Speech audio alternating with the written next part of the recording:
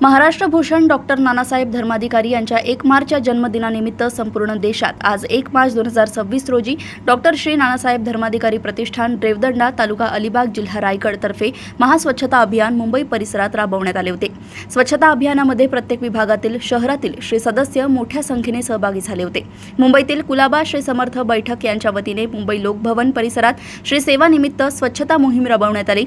या अभियानात एकूण 416 किलो वजन कचरा जमा करण्यात आला।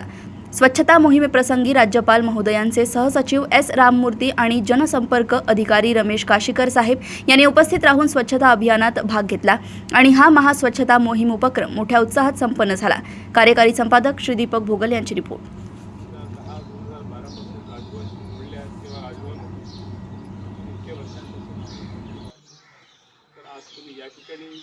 स्वच्छता अभियान घेत आहे, त्यामुळे आपल्या सर्वांचे प्रशासनाच्या वतीने आम्ही मनपूर्वक आभारी आहोत। राजभवनची जागा ऐतिहासिकही आहे। बाणगंगासारखी पवित्र भूमी, शिवभूमी, सगळ्या नद्यांचं जल ज्या ठिकाणी आहे ते सगळे समुद्र आपल्या बाजूला आहे। अशा पवित्र स्थळावर आपण म्हणजे समर्थांचे भक्त या ठिकाणी आलेले आहेत, ही मोठी गोष्ट आहे। मरावे परी कीर्ती रूपे उरावे असं म्हणतात। गुरुदेवांकरता जन्ममरण नसते, पण तरी त्यांचं कार्य हे इतक्या रूपाने खुलते आहे ही मोठी गोष्ट आहे। आणि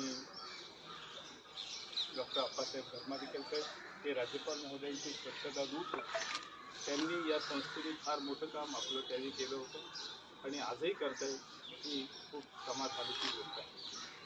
आज आपल्याला प्लॅस्टिक कचरा सगळीकडे जास्त करून आपल्याला प्लॅस्टिक कचरा थर्माकोल वगैरे तिथे सगळीकडे पसरलेला आहे, तो उचलून हे ठेवायचं आहे। कारण जो जैविक कचरा आहे त्याचा इथे वापर केला जातो, त्याने आपण तो तसाच ठेवू।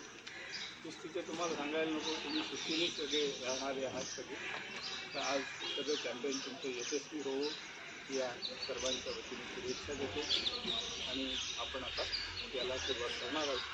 तत्पूर्वी मी सरांना विनंती करतो आपल्या सर्वांना शुभेच्छा द्या। धर्माधिकारी फाउंडेशनसोबत राजभवनचा संबंध एकदम लाभ आहे। प्रायव्हेट फीज राज्यपाल महोदयाचं प्रायव्हेट फीज पण धर्माधिकारी फाउंडेशन मोठ्या प्रमाणात करून आणि